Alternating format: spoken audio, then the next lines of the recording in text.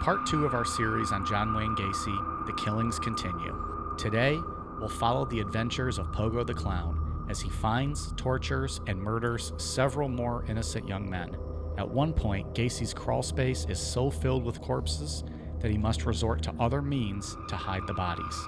On top of this, police speculation of Gacy continues to rise. Their investigation and nonstop surveillance of Gacy leads to a drunken confession to his own attorneys. I'm Mike. I'm Ian. And I'm Dave. If you thought having John Wayne in studio last week was annoying, stick around. There's a whole lot more where that came from, Pilgrim. This is Necronomipod. In Des Plaines, Illinois, near Chicago, a man who served time in prison for sex crimes was let out. Today, they found the bodies of at least 3 young boys buried under his house. He is charged with murder. Here's Jim Cummins. Police have been watching John Gacy's suburban Chicago home for the past 10 days. They became suspicious when 15-year-old Robert Peast disappeared after he allegedly was last seen with Gacy. This morning, police searched Gacy's home and found the decomposed remains of 3 bodies in a dirt crawl space under the house. They suspect there are several more bodies buried here. Jim Cummins, NBC News, Des Plaines, Illinois. So you guys, I took a pee break and I fucking come out and you guys are already jumping into pet peeves. What are you guys talking about over here? Well, you give us a heads up on how you were going to start the show. We were just spitballing a little bit, waiting for you. Yeah, we had a recommendation in Discord from a listener wanted us to hear us talk about some pet peeves, and clearly you guys are rolling. So what do you got? I got a long list. Maybe of stuff. read through about 5 or 6 of them. I got PG-13 horror movies, terrible. Why? Yeah, that's why? stupid. I got country music, terrible. No. So all of country music is a pet peeve. I just don't know why it exists in the world. Okay. Like I agree with that. Country music, like why? Well, it's pretty damn popular. Well done steaks. It's not a good one. That is a very good one. People who like to eat at Red Lobster, terrible. That's a good one.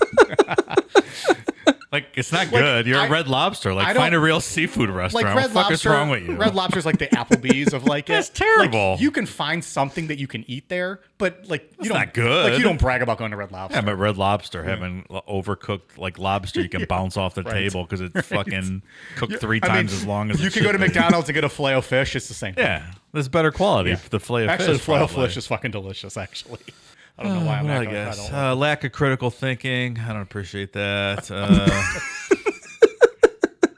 People who barbecue on gas grills, really. Ketchup on hot dogs. We already talked about that one. People leave their dogs out barking all day. Amen. Oh, yeah. I know you hate that. Amen. Yeah. I mean, this one's specific. People in Ohio that fly Confederate flags, like people that fly Confederate flags to begin with are terrible, but you're in Ohio, like you're Know in which a side of Union the Mason-Dixon state. Like, line. why are you flying a Confederate flag? Yeah. So you're not only a racist asshole, you're an idiot on top of that. Right. So it compounds my pet peeve. Well, I would argue if you're flying that flag, period, you're probably an idiot on top of a racist true. asshole. Then I think that's all. Oh, I got one more. Blowjobs that don't incorporate the balls. Like, that's no good. I thought you were going to say blowjobs that don't incorporate you pooping. Well, that's just a very specific scenario, my friend. Stop that. But like, you're down there, like, why are you skipping the balls? You can't do that. Am I right? Preach. Truer words, my friend. Don't even waste your time if you're not going to incorporate the balls. Like, women and men, quit being lazy. Incorporate the balls. It's just laziness. It's fucking one hand. That's all you need. So that's just a few of mine. Just a few. It's just a peek into Dave's mind. Ian, what do you got? I like the randomness of the Red Lobster one.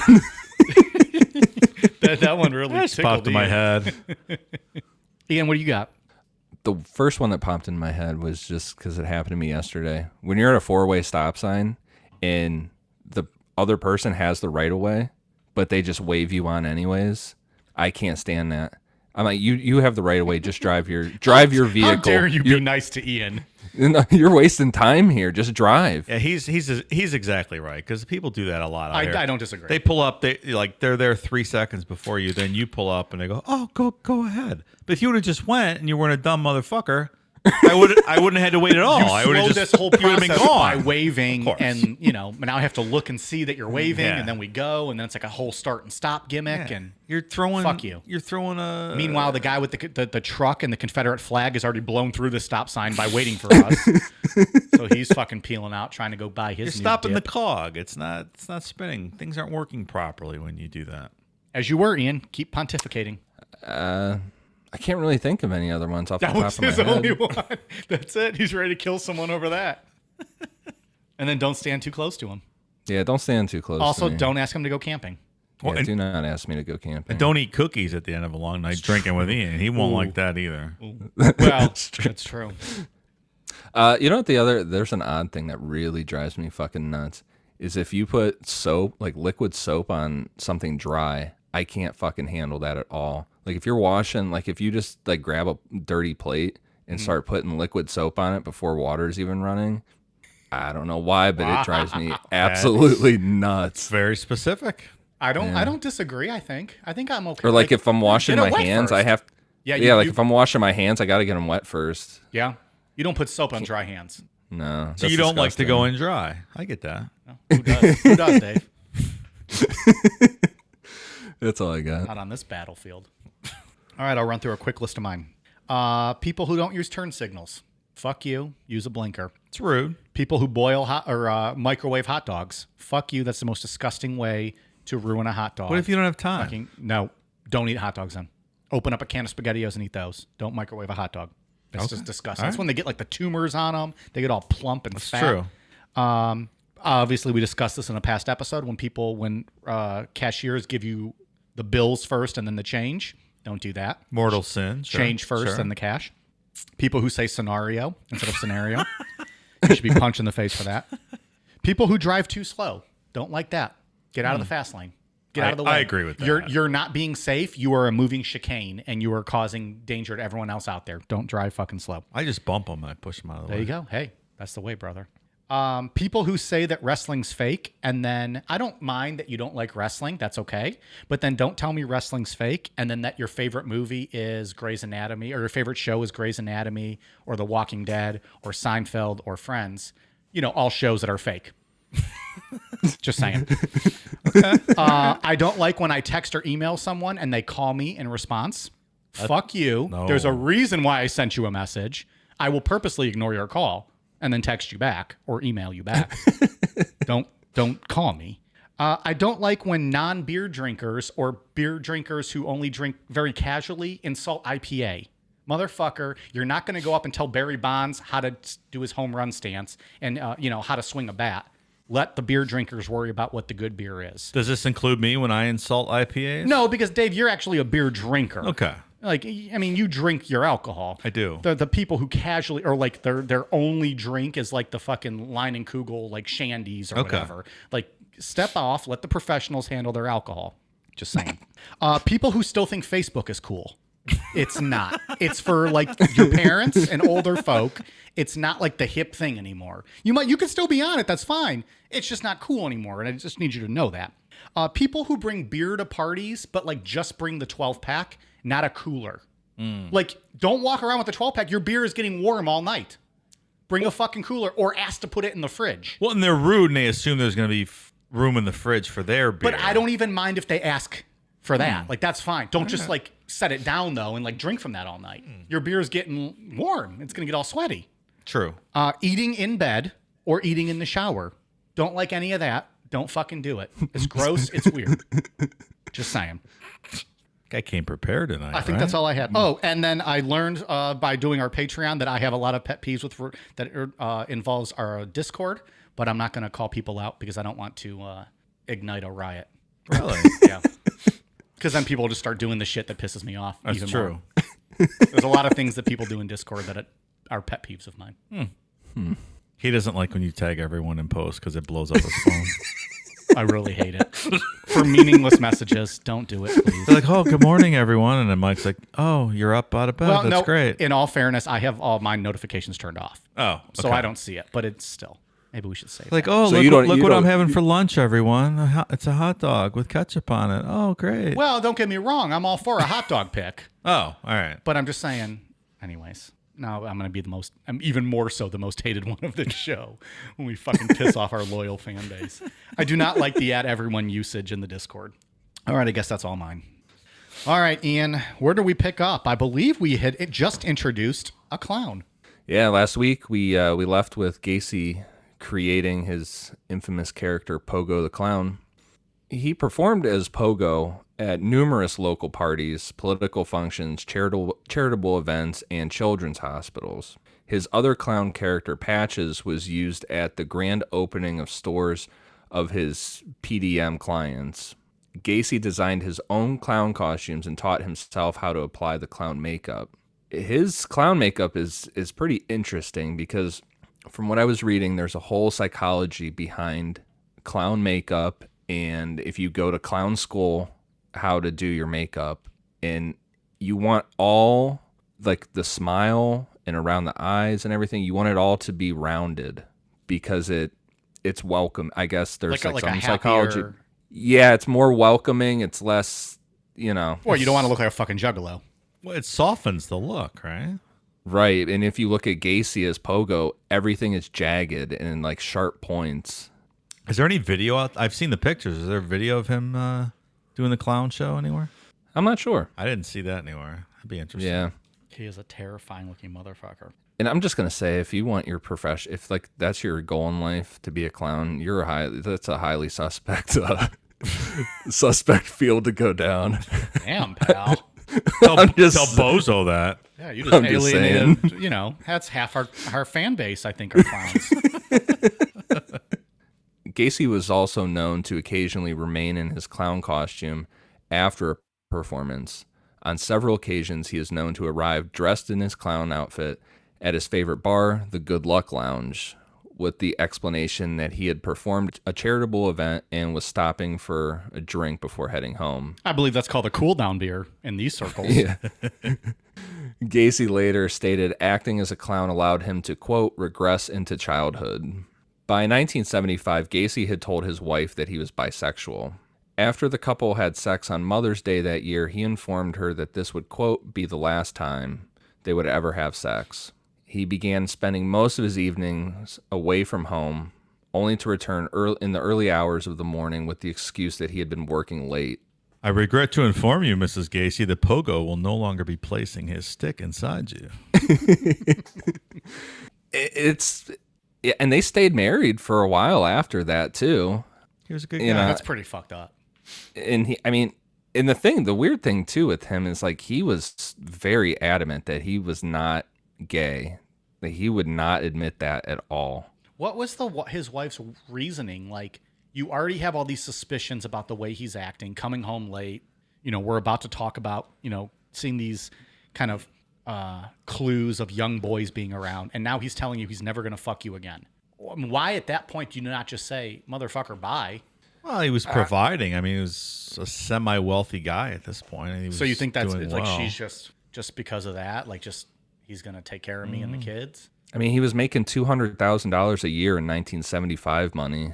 Yeah. No, I mean, I understand. Maybe that's it. I'm just wondering if, was it because she was just getting provided for, or, Yeah, I mean, she's eventually going to leave here in a little while. So, but Yeah. why not leave right then when he fucking tells you he's not going to have sex with you? Well, and I think we should be careful characterizing him here. He was a pedophile. I mean, I don't know that he was necessarily a gay man, right? He was a pedophile. Yeah. He was a pedophile that liked little boys, and that's not right. the same thing. He wasn't just a straight up gay man. He was a pedophile. Very true.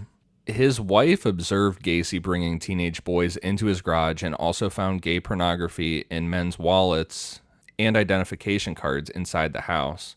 When she once confronted Gacy about these items, like who these belonged to, he angrily informed her that the property was none of her business. Just straight up, fuck off. Yeah. Like Mrs. Brutos finding, was it the nipples on the mantle? Remember that? Was it like the paperweight? Paperweight made out of a breast or a nipple? Yeah. Can that go to the Necronomipod store? Can we make like little rubber nipple paperweights on Amazon? Jesus. Why not? Why not? You put that on your store, pal. People will fucking buy that. I'm telling you right now. All right, I'm going to talk to my nipple guy. He's going to get me some paperweights. I got a guy. let got a guy. us know. Yeah. Well, no, that money's coming to me solely if it's on my store. You guys ain't seeing shit of that money. You and that mustache over there. Yeah. I got a nipple guy. People with mustaches have nipple guys. In May of 1975, Gacy hired 15-year-old Anthony Antonucci. In July of 1975, Gacy went to Antonucci's home. The two drank a bottle of wine, then watched a heterosexual stag film before Gacy wrestled Antonucci to the floor and cuffed his hands behind his back. One cuff was loose and Antonucci freed his arm while Gacy was out of the room. When Gacy returned, Antonucci, which this kid was a high school wrestler and was extremely strong, jumped on Gacy. He wrestled Gacy to the floor, got the handcuff key, and cuffed Gacy's hands behind his back. Gacy at first threatened Antonucci, then calmed down and promised to leave if Antonucci would remove the handcuffs. Antonucci agreed, and Gacy left. Later on, Antonucci recalled that Gacy told him, quote, "Not only are you the only one who got out of the cuffs, you got them on me." Imagine if Antonucci didn't let him go. It would have ended right there. What would have changed? Yeah. Yeah. He probably shouldn't have and just called the fucking cops. Right. But, I mean, he's a 15-year-old kid. He's scared. He just wants to get away from the situation.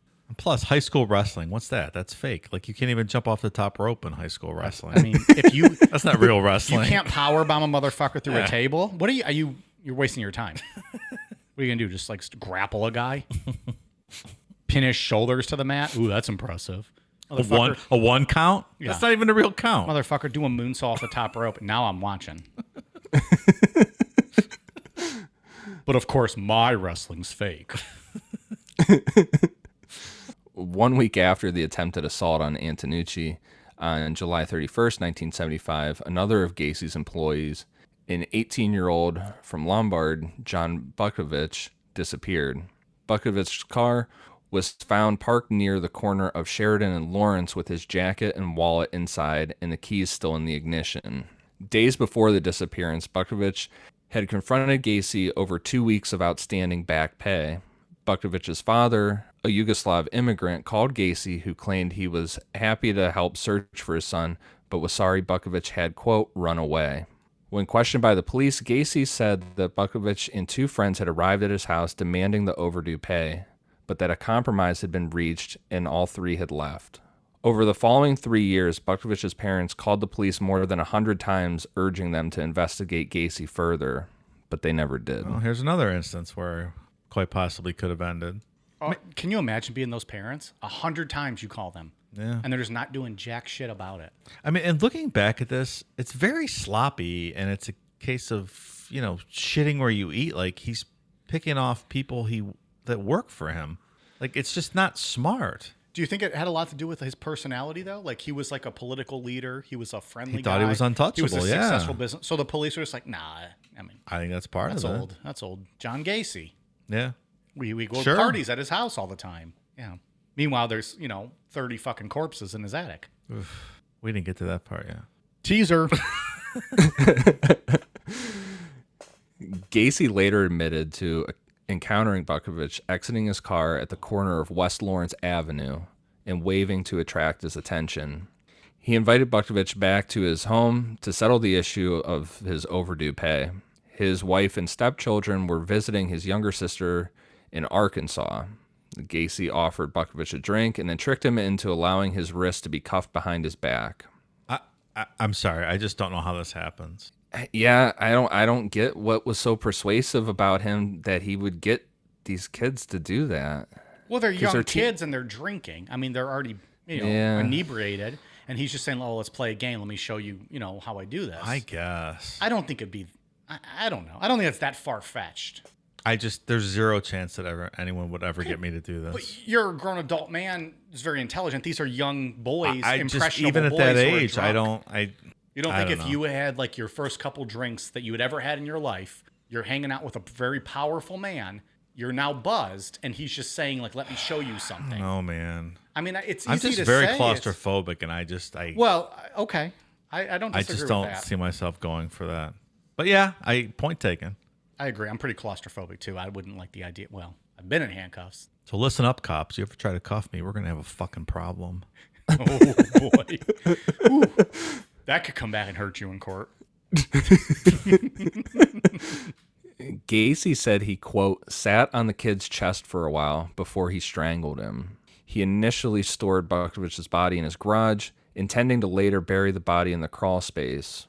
When his wife and stepdaughters returned to Illinois earlier than expected, Gacy buried the body under the concrete floor of the garage.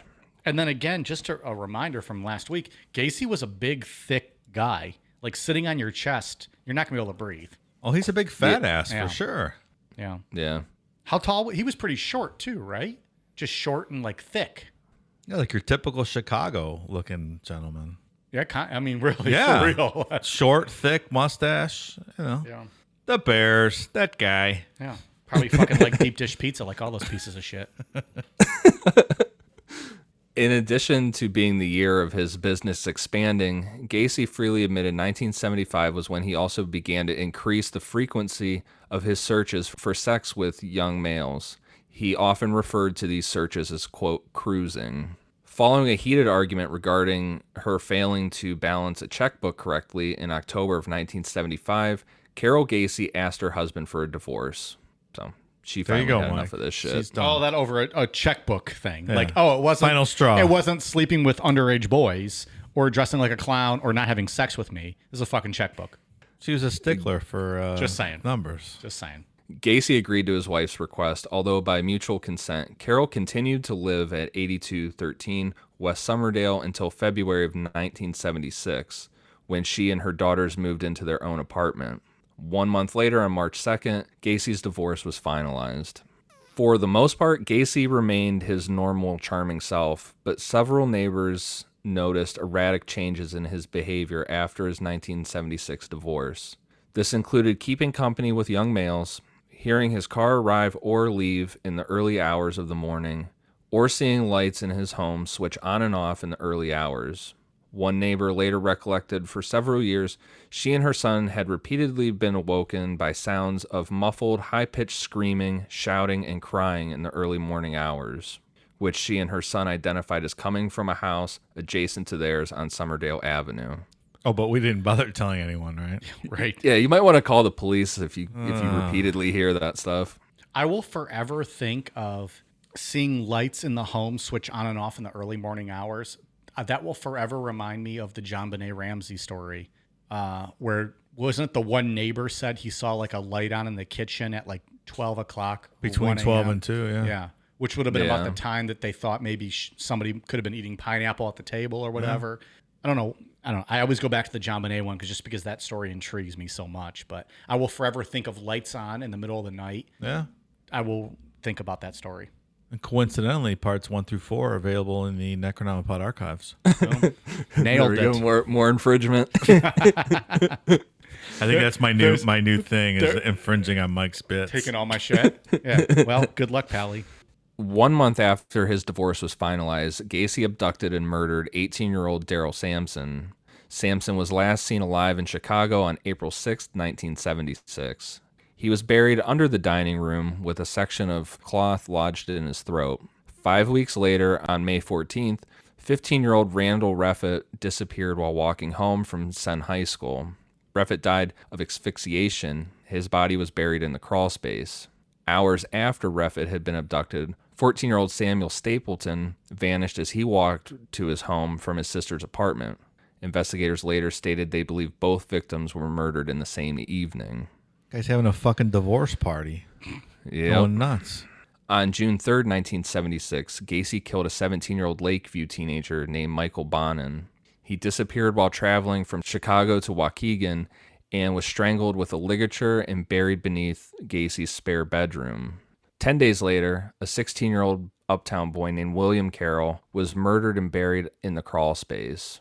Carroll seems to have been the first of 4 males known to have been murdered between June 13th and August 6th, 1976. 3 were between 16 and 17 years old, and one identified murder victim appears to have been an adult. Just stopping like in the middle here, he had those first 2 murders in 72, 74, and then as soon as that divorce happened, it was go time for him. Yeah, he's picking It's up just like- quite a speed, quite a pace here. On July 26, 1976, Gacy picked up 18-year-old David Cram as the teenager hitchhiked on Elliston Avenue. Gacy offered Cram a job with PDM, and Cram began working for his firm the same evening. On August 21st, Cram moved into his house. The following day, Gacy, dressed as Pogo the Clown, tricked Cram into putting on handcuffs while Cram was drunk. Can you fucking imagine? Hey, I'm Pogo. I'm going to handcuff you. Terrifying. You must have been fucking wasted to let him do that. Gacy swung Cram around while holding the chain linking the cuffs, then said he intended to rape him. Cram kicked Gacy in the face and freed himself from the handcuffs. 1 month later, Gacy appeared at Cram's bedroom door with the intention to rape him, saying, quote, "Dave, you really don't know who I am. Maybe it would be good if you just give me what I want." Jesus fucking Christ. A month later, what the fuck is he still doing there? Yeah, this kid needed to move the fuck out. I don't understand why this kid stayed there. Like, if you have to kick this guy to get out of there? And he's dressed as a fucking clown Unbelievable. the whole time? Like, so, Even if he's not dressed as a clown, he's handcuffed you and said he's intending to rape you. Yeah. Motherfucker, go home. man. I don't know. God. Cram resisted and wrestled Gacy to the ground, straddling him. And Gacy gave up and left the bedroom, saying, quote, "You ain't no fun." Shortly thereafter, Cram moved out and left PDM, although he did periodically work for Gacy over the following 2 years. This kid is not winning the Common Sense Award. I think in life Gacy's here. probably overpaying people, and that's how he's getting people to That's a good stick point, around. too. Between that and the alcohol. Yeah. Yeah. They get to go get drunk and party. And, he's probably showing them a good time up until the part where, Yeah. he puts his penis I in think, you. I think that's part of it. It's always good till you get the penis. That's what all my girlfriends have said. Jeez. Shortly after Cram moved out of Gacy's house, another employee, 18-year-old Michael Rossi, moved in. Rossi had worked for PDM contractor since May of 1976. He lived with Gacy until April of 1977. It's like a revolving door of just people in and out. Yeah, and there's no stories of anything like that. Anything like what happened to David Cram happening. On August 5th, 1976, a 16-year-old Minnesota boy named James Hakinson is last known to have phoned his family. He was murdered and buried in the crawl space beneath the body of 17-year-old Bensfield boy named Rick Johnston, who was last seen alive on August 6th. 2 further unidentified males are estimated to have been killed by Gacy between August and October 1976. On October 24th, 1976, Gacy abducted and killed teenage friends Kenneth Parker and Michael Marino. The 2 were last seen outside a restaurant on Clark Street. So this is the part of the story where we just like breeze through like all these killings. Like this is just where he just goes on a tear, essentially, right? Yeah, that's what Like we he's were divorced, he's saying. ready to go. We're just gonna get through all these. He just hits this like I don't like they say like there's a lot of guys where it's like they kill a couple, they kill a few people, and then at the end they like hit that berserker mode where they just go on a rampage. But his is weird. Like he killed the one kid and then one a couple years later, and then just something clicked in his head where it was like nonstop for the next 2 years. He's on the warpath now. 2 days later, a 19-year-old construction employee, William Bundy, disappeared after informing his family he was to attend a party. Bundy died of suffocation. His body was buried beneath Gacy's master bedroom, and apparently he had worked for Gacy at some point. Again, with the people that work for him. That's how he gets you in, right? Like that's it. He's gonna pay you well. It just has to leave a trail to you. I think it all It just doesn't make sense. right. I agree. In December of 1976, another PDM employee, 17-year-old Gregory Godzik, disappeared. He was last seen by his girlfriend outside her house after he had driven her home following a date. Godzik had worked for PDM for only 3 weeks before he disappeared. He had informed his family that Gacy had him, quote, dig trenches for some kind of drain tiles in his crawl space. There's a literal trail right back to this guy from every fucking direction. There really is. Godzik car was later found abandoned in Niles. His parents and older sister, Eugenia, contacted Gacy about Greg's disappearance. Gacy claimed to the family that Greg had run away from home, having indicated to Gacy before his disappearance that he wished to do so. Gacy also claimed to have received an answering machine message from Godzik shortly after he disappeared. When asked if he could play back the message to Godzik's parents, Gacy stated he had erased it. How convenient. Yeah.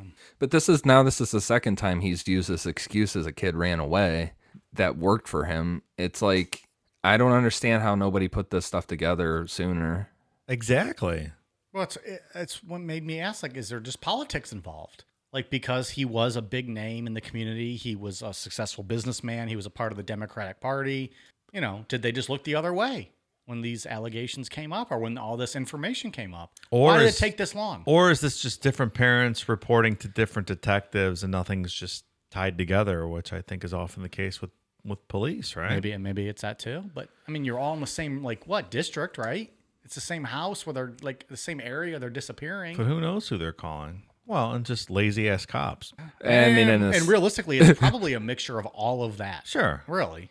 I mean, I know in the 70s and through the 80s, even into the 90s, somewhat, it's always been a big criticism in these serial killer stories that the police departments just didn't talk to each other.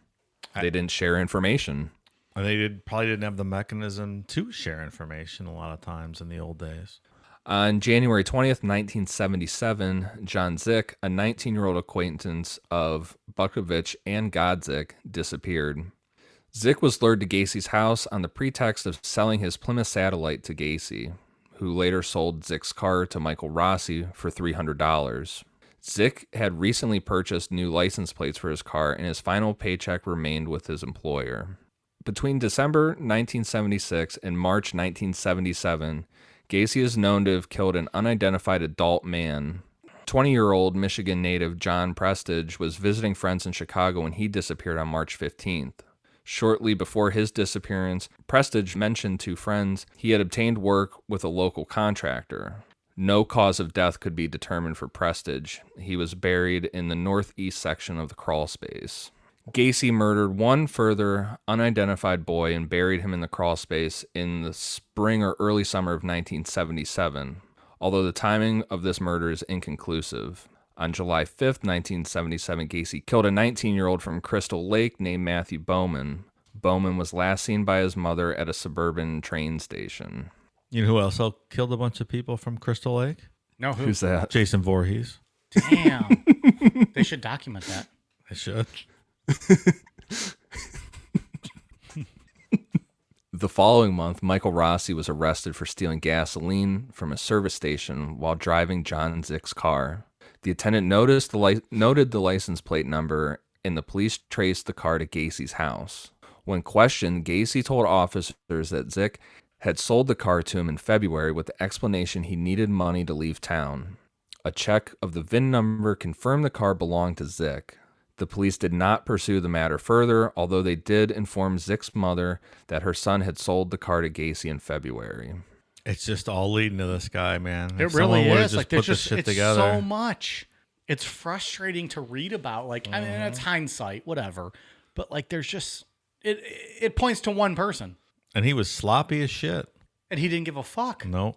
Like, even in the past, we talked about, like, when guys start getting sloppy, that's their downfall. They get too cocky, and they get, Caught. then they get caught. And this guy was just nonstop. I mean, let's be honest, we're only in part 2 of a 3-part series. And so clearly this guy is going to go on for a little bit. By the end of 1977, Gacy is also known to have murdered an additional 6 young men between the ages of 16 and 21. The first of these 6 victims was 18-year-old Robert Gilroy, the son of a Chicago police sergeant, who was last seen alive on September 15th. Gilroy lived just 4 blocks from Gacy, and he was buried in the crawl space. And you would think that would put some fire under people in the police, when this cop's kid goes missing. Sure. But he still somehow managed to keep rolling with this. Unbelievable. Plus, he was in his own neighborhood. Yep. On September 12th, 1977, Gacy had flown to Pittsburgh to supervise a remodeling project and did not return to Chicago until September 16th. As Gacy is known to have been in another state at the time Gilroy was last seen, this is cited to support Gacy's claim of being assisted by one or more accomplices in several of these homicides. And head over to Patreon for our episode on the Chicago Ripper crew. Boom. Who are potentially maybe his associates, right? Yeah, the head guy of the Ripper crew it's very suspect that he helped Gacy. That would With kind a lot of of blow this. this thing wide open. That'd be fucking wild. Those guys were sadistic, sick motherfuckers. Again, available. Was that a fucking Patreon episode? Yeah. Yeah. Wow. We were fucking trying to kiss up to some motherfuckers at that point, I guess. That should have been a Sunday show. We gave that shit on Patreon. Damn, you guys are lucky. You patrons are lucky if you heard that one. For those of you that are not, patreon.com/Necronomipod.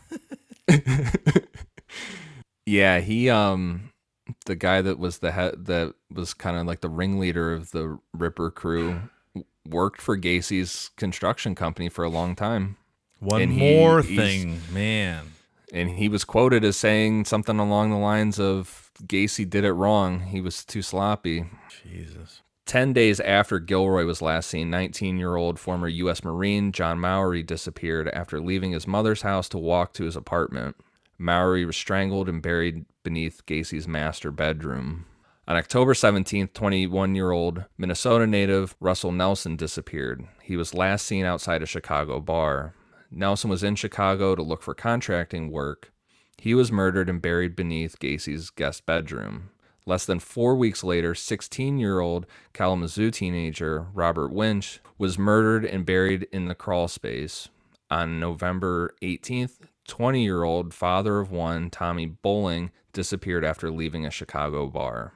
It's a manic pace here. It's Just nonstop. Sure. Well, I mean, no one's closed in on you yet. You're doing all this. Like, you'd almost feel like invincible. Yeah. Because he's probably like, I'm so fucking sloppy. I'm killing people at work for me. No one's tying anything back to me. You're right. I'm invincible. 3 weeks after the murder of Tommy Bowling, on December 9th, 1977, a 19-year-old U.S. Marine named David Talsma disappeared after informing his mother he was to attend a rock concert in Hammond. Talsma was strangled with a ligature and buried in the crawl space close to the body of John Mowry. I had a hotel in Hammond one night when we were spending the week in Chicago. And Hammond's in Indiana, just before you get into Illinois. And we went to check in, and there was bulletproof glass. Really? At the hotel in Hammond. And we said, we're going to cancel our reservations at this hotel tonight and drive all the way to Chicago. Jesus. That was scary. How far is it from Hammond from Chicago? Like 3 hours? 4? No, like 40 miles. Oh, close. It's right outside of the city. Oh, yeah, fuck that. Yeah. Although it could have just been coronavirus shelter. I don't think it was coronavirus. Well, it could have been, Dave. Could have been ahead of the times. Ahead of the times. On December 30th, 1977, Gacy abducted 19-year-old student Robert Donnelly from a Chicago bus stop at gunpoint. Gacy drove Donnelly to his home, where Donnelly was raped, tortured, and repeatedly had his head dunked into a bathtub until he passed out. As Gacy verbally tormented him with statements such as, quote, "Aren't we playing fun games tonight?" Donnelly later testified at Gacy's trial that he was in such pain that he asked Gacy to just kill him. Gacy replied with, quote, "I'm getting around to it." After several hours, Gacy drove Donnelly to his workplace and released him, first warning him if he complained to the police, they would not believe him. This is weird that he just let this kid go. He just didn't feel like killing that night, or what? I guess not. I don't know. It's strange. He just let him go. It is very strange. Donnelly reported the assault, and Gacy was questioned by the police on January 6, 1978. Gacy admitted to having, quote, slave sex with Donnelly, but insisted that everything was consensual, adding that he, quote, didn't pay the kid the money he had promised him. The police believed him, and no charges were filed. This is kind of like the Dahmer stuff where they took the kid, back to Dahmer. I know that when we get to that is one of the most frustrating things of that story, because they give that kid back to Dahmer, and then there's the radio recording of the cops talking, and they're just joking about it, like oh, it's so funny, gay people are hilarious. Yep. And then Dahmer killed that kid about an hour or so later. Yep. Upcoming future Necronomipod episode. The following month, Gacy killed 19-year-old William Kindred, who disappeared on February 16th, 1978, after telling his fiancée, who knew Gacy, that he was going to spend the evening at a bar. Kindred was the final victim to be buried in Gacy's crawl space because Gacy had ran out of room. Can you Goddamn. imagine? Jesus Christ. No, I could not actually. My crawl space is full. Too many bodies. And he had them layered too. Like he had that dug out and ready to go. On March 21st, 1978, Gacy lured 26-year-old Jeffrey Rignall into his car. Upon entering the car, he was chloroformed and driven to the house on Summerdale, where his arms and head were restrained in a pillory device connected to the ceiling. He was then raped and tortured with various instruments, including lit candles and whips, and repeatedly chloroformed into unconsciousness. Rignall was then driven to Lincoln Park, where he was dumped, unconscious but alive. And he was later informed that the chloroform had permanently damaged his liver. Damn. So it's another one that he just let go for some reason. I wonder what his criteria is. He's just probably not thinking straight at this point. Who knows what's going through his mind? Yeah, Unless he he's been thought on he was dead. He might have thought this guy was dead. That's possible too. He was unconscious. He had chloroformed him, Yeah. raped him, whatever else. He might have just thought this guy was done and dumped his body. Yeah, because now he doesn't have any more space to bury him, so Right. he's got to start dumping. Rignall managed to stagger to his girlfriend's apartment. The police were again informed of the assault, but did not investigate Gacy.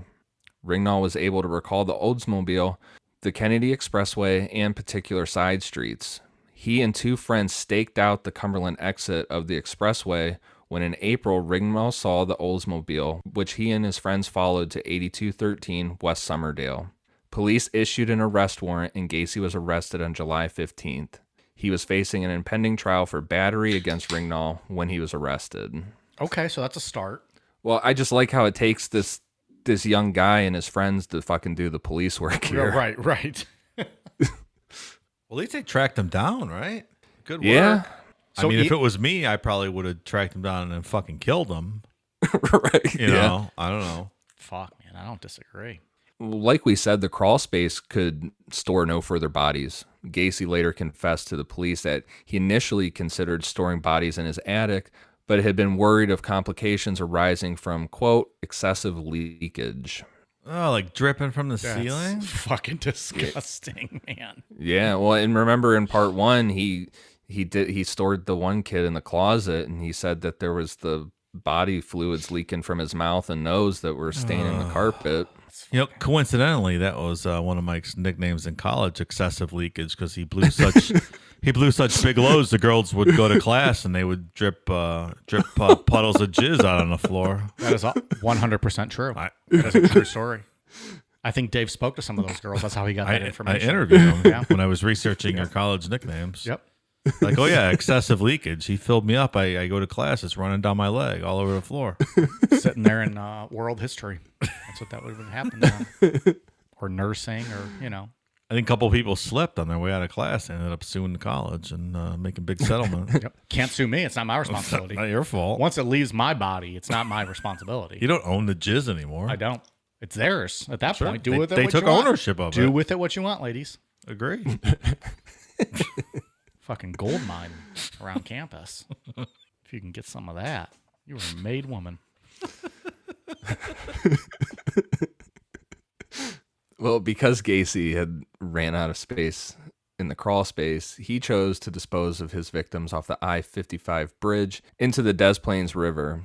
Gacy stated he had thrown 5 bodies into the river in 1978, one of which he believed had landed on a passing barge. And only 4 of these 5 bodies were ever found. Fuck, who knows where that barge went? The body probably went to fucking China or something, right? Yeah, that's crazy. We'll be right back. We like to drink beer, a lot of it. After a long night of drinking and talking crime and conspiracies, there's nothing that wakes us up and gets us ready to start the day better than Just Brew coffee. With a great selection of roast levels to choose from, you're guaranteed to find one that suits your style. Small batch roasted to highlight the unique features of each coffee bean, Just Brew Coffee caters to both casual and hardcore coffee drinkers alike.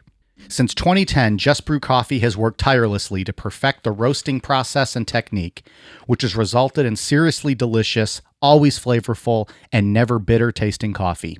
If you're already drinking JBC, raise your mug. If you're not, raise your standards. Check out their online store at youjustbrew.com and up your coffee game today. Use code NECRO15 to receive 15% off your order of 2 pounds or more. And remember, they roast, you just brew. Today's episode of Necronomipod is brought to you by Beardology. There are a lot of imitators out there, but there's only one place I buy my beard oil. Beardology beard oil nourishes your skin and won't leave you with that greasy feel. With over 17 cents available in their extensive product line, I trust my beard to Beardology. You can find Beardology at beardology.co. Use code NECRO15 to receive 15% off your purchase. Beardology. Discover the best way to avoid the shave. The first known victim thrown off the I-55 bridge into the Des Plaines River was 20-year-old Timothy O'Rourke. He was killed in mid-June 1978 after leaving his Dover Street apartment to purchase cigarettes. Shortly before his disappearance, he had told his roommate that a contractor on the northwest side had offered him a job. Here's one more fucking thing linking up. Everyone around town, yeah, this contractor's killing people. This contractor offered me a job. I'm going to see this contractor. This fat ridiculous. Contractor with a mustache it's PDM. It's like 100 people in town that know he did it. Yeah, it's fucking crazy. On November 4th, 1978, Gacy killed 19-year-old Frank Langan. His naked body was found in the Des Plaines River in Shanahan on November 12th. On November 24th, 1978, a 20-year-old Elmwood Park resident, James Mazzara, disappeared after sharing Thanksgiving dinner with his family, having informed his sister Annette that he was working in the construction industry and, quote, doing all right. He was last seen alive walking in the direction of Bughouse Square, carrying a suitcase. On the afternoon of December 11th, 1978, Gacy visited the Nissan pharmacy in Des Plaines to discuss a potential remodeling deal with the store owner, Phil Torf. While Gacy was within earshot of a 15-year-old part-time employee, Robert Peist, he mentioned that his firm often hired teenage boys at a starting wage of $5 per hour, almost double the pay Peist earned at the pharmacy. It's like minimum wage at this time was like $2.65 an hour. $5 an hour. So that's a great deal. I mean, he's using it to lure people. I'd for fucking sure. go work for him, not knowing what he would do to you. Shortly after Gacy left the pharmacy, Peist's mother arrived at the store to drive her son home so the family could celebrate her 46th birthday together. Peist asked his mother to wait, adding, quote, "Some contractor wants to talk to me about a job."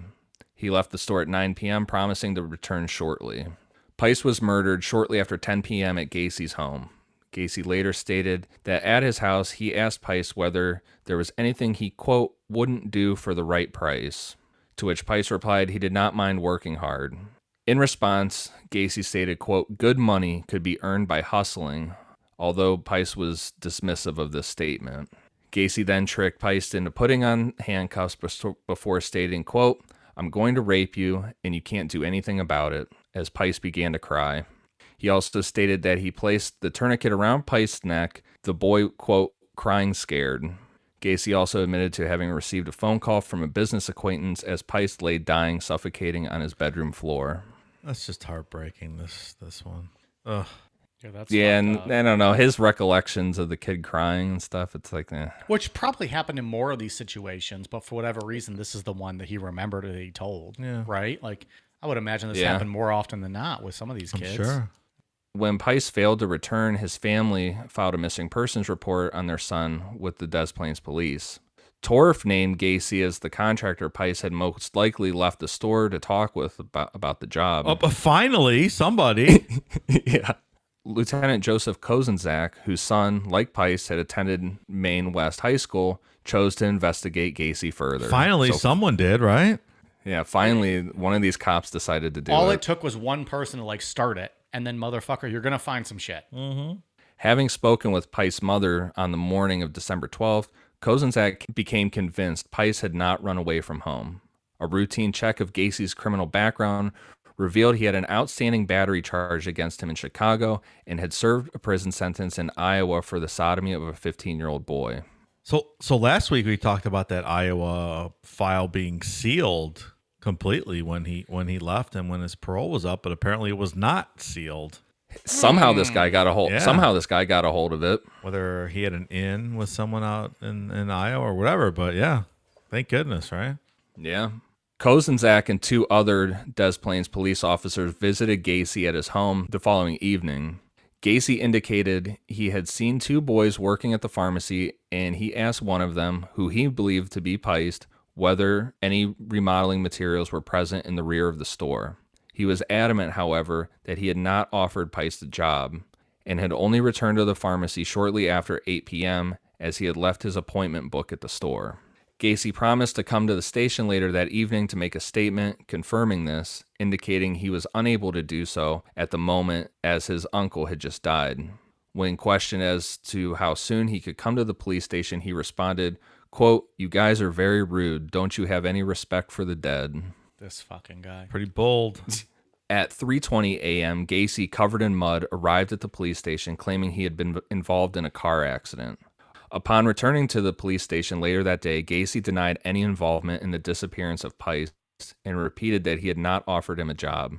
When asked why he had returned to the pharmacy, Gacy repeated his claim that he had done so in response to a phone call from Torf informing him he had left his appointment book at the store.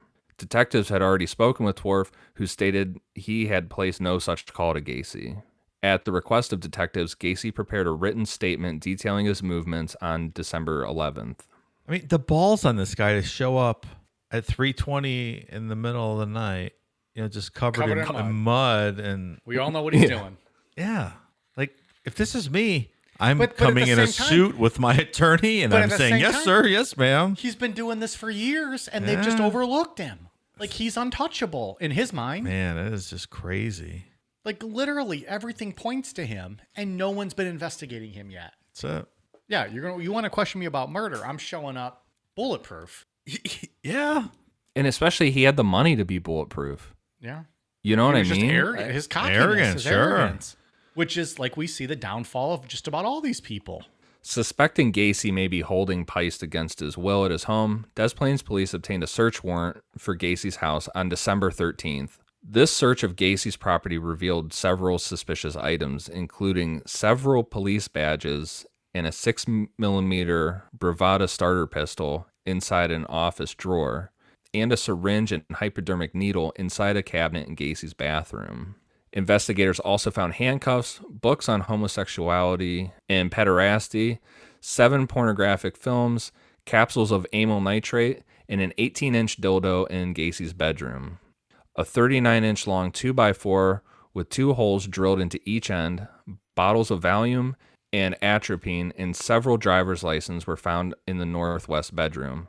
A blue hooded parka was found atop a toolbox inside the laundry room, and underwear too small to fit Gacy was located inside a bathroom closet.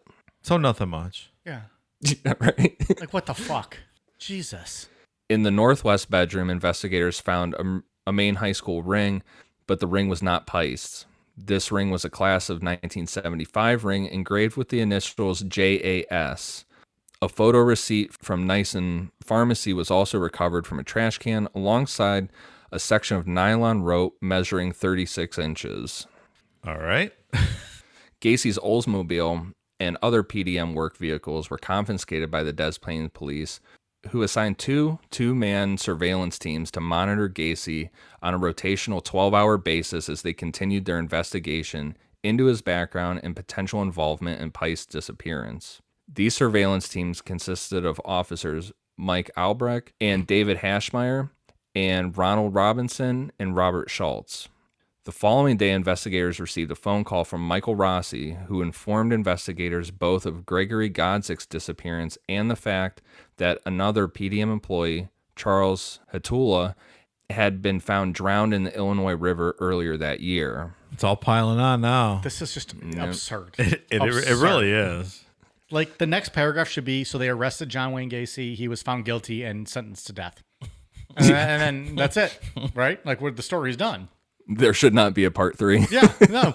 There's a whole other fucking part to this. Well, hold the presses. Are you advocating for Gacy to be executed? No, Mike? but in this time frame, that's what happens. Oh, I mean, That's okay. just what happens. I just want to make sure I understood you. Based on past stories we've done, that's typically what this country does. We just like to kill people. Well, that's true. On December 15th, Des Plaines investigators obtained further details on Gacy's battery charge. Learning the complaint, Jeffrey Rignall had reported that Gacy had lured him into his car, then chloroformed, raped, and tortured him before dumping him, with severe chest and facial burns and rectal bleeding. In an interview with Gacy's former wife the same day, investigators learned of the disappearance of John Buktovich. Also that same day, the Maine West High School ring was traced to a John Allen Zick. An interview with Zick's mother revealed that several items from her son's apartment were also missing, including a Motorola TV set. On December 16th, Gacy started getting really bold with surveillance detectives, regularly inviting them to join him for meals in restaurants and occasionally for drinks in bars or even inside his house. Hey, come on in. There's nothing in the crawl space. Yeah. That's Holy fucking shit. crazy. I'm on a fucking plane to a non-extradition country at this point. This guy's nuts. Yeah, they like the stories were like that. He would just, he knew what car they were in. He would just drive up to him and say, "Hey guys, you want to go in and get some food and hang out?" It's crazy. Well, and they're cops, and they get free food, so of course they're gonna go, right? Oh, goddamn. He repeatedly denied that he had anything to do with Pice's disappearance and accused the officers of harassing him because of his political connections or because of his recreational drug use.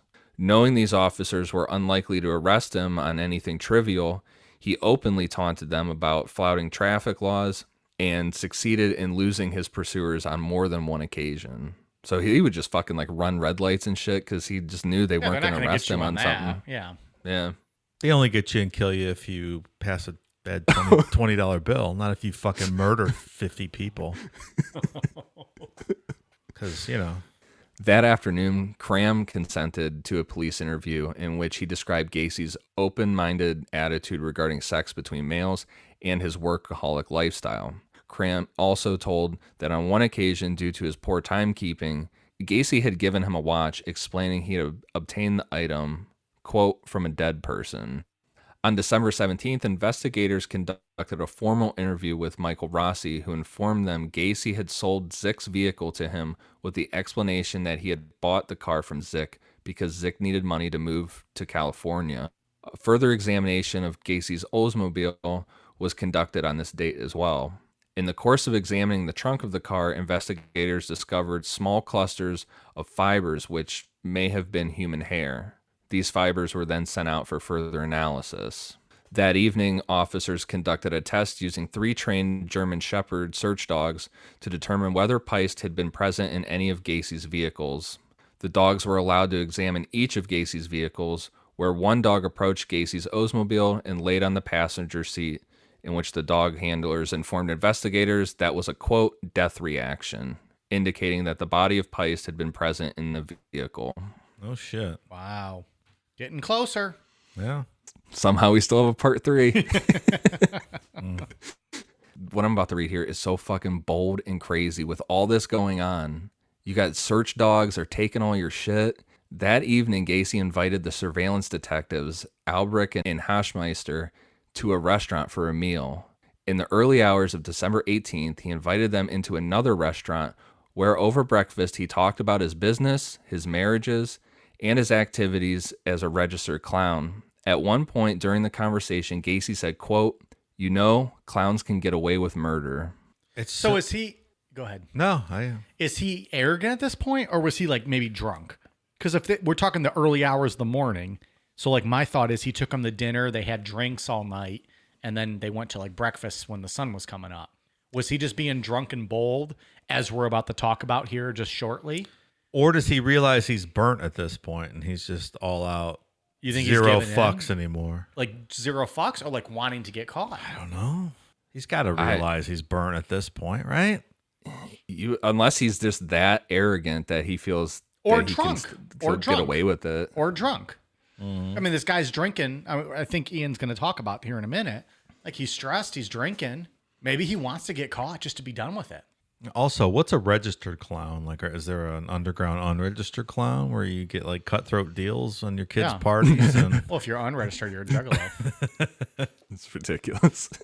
It's not ridiculous. You stop it. I don't want those juggalos coming after us. They're fine individuals. Yep, I'm one of them. that's true. With this mustache I'm looking at right now. Hey, that's why I put my clown makeup on next week. By December 18th, Gacy was beginning to show visible signs of strain as a result of the constant surveillance. He was unshaven, looked tired, appeared anxious, and was drinking heavily. That afternoon, he drove to his lawyer's office to prepare a $750,000 civil suit against the Des Plaines police, demanding they stop their surveillance.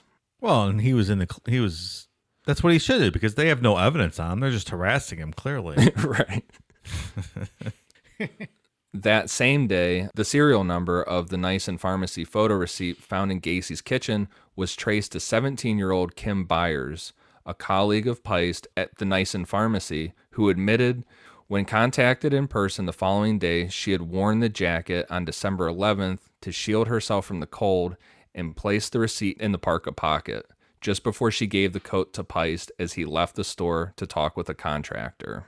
So a direct physical link, finally. Yeah. Bam, motherfucker. Byers was adamant the contractor had lured Peist from the store, as Peist had said to her, quote, "The contractor guy wants to talk to me. I'll be right back."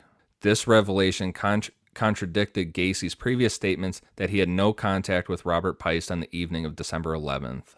Also in that evening, Michael Rossi interviewed for a second time. On this occasion, Rossi was more cooperative, informing detectives in the summer of 1977 Gacy had him spread 10 bags of lime in the crawl space of his house. Oh, you forgot that part the first time, pal? 10 bags of lime in the crawl space? Right? Wonder what that could be used for. On December 19th, investigators began compiling evidence for a second search warrant of Gacy's house. The same day, Gacy's lawyers filed the civil lawsuit against the Des Plaines police. The hearing of the suit was scheduled for December 22nd. That afternoon, Gacy again invited surveillance detectives inside his house. On this occasion, as Officer Robinson distracted Gacy with conversation, Officer Schultz walked into Gacy's bedroom in an unsuccessful attempt to write down the serial number of the Motorola TV set they suspected belonged to John Zick.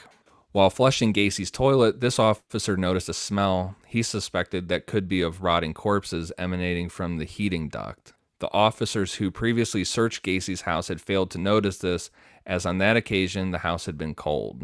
That had to be a pleasant smell.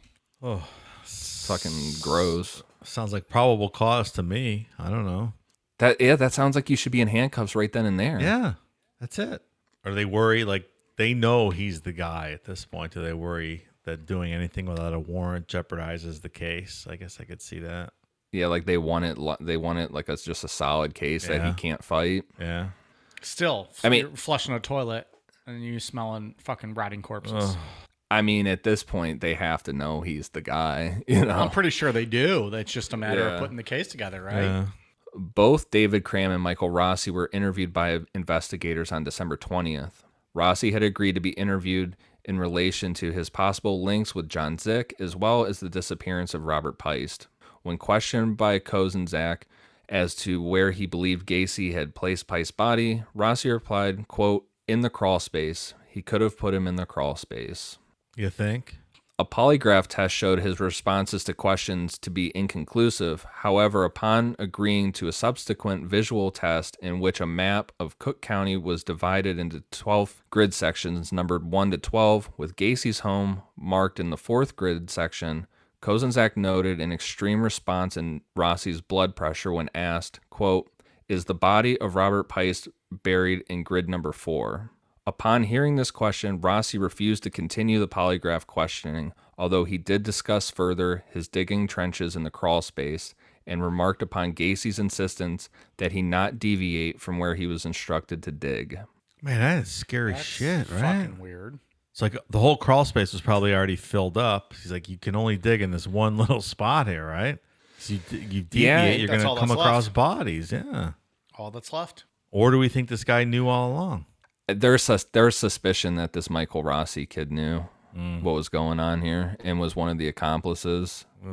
And that's the thing about the accomplice aspect of this story is it would be so easy to make these kids accomplices. You know, he could easily say, like, tell them what was going on or something, or have them dig the crawl space, and then afterwards be like, you know what, you just you're complicit in this now, so you better shut the fuck up and do what I tell you to do. It's a very good point. And then sure. also just pay them something. You know, this guy was loaded, so Yeah. pay 'em And then off they're and- young kids and they're scared. sure. Cram informed investigators of Gacy's attempts to rape him in 1976 and stated that after he and Gacy had returned to his home after the December 13th search of his property, Gacy had turned pale upon noticing a clot of mud on his carpet, which he had suspected had come from his crawl space. Cram then stated Gacy had grabbed a flashlight and immediately entered the crawl space looking for evidence of digging. Holy shit. When asked whether he had been in the crawl space, Cram replied he had once been asked by Gacy to spread lime down there and also dug trenches upon Gacy's behest with the explanation they were for drainage pipes. Cram stated these trenches were 2 feet wide, 6 feet long, and 2 feet deep. That's about enough to fit a body. Just about. On the evening of December 20th, Gacy drove to his lawyer's office in Park Ridge to attend a pre-scheduled meeting he had arranged with them, ostensibly to discuss progress in his civil suit. Upon his arrival, Gacy appeared disheveled and immediately asked for his drink, so his lawyer, Sam Amarante, got a bottle of whiskey from his car. Upon his return, Amarante asked Gacy what he had to discuss with them. Gacy picked up a copy of the Daily Herald from Amarante's desk. He pointed to the front page article covering the disappearance of Robert Peist and informed his lawyers, "This boy is dead. He's in the river." Do we think Gacy showed up to the office drunk? Or was he just so stressed out that he just wanted to make that accusation? Or just come clean about what happened to the Robert Peist?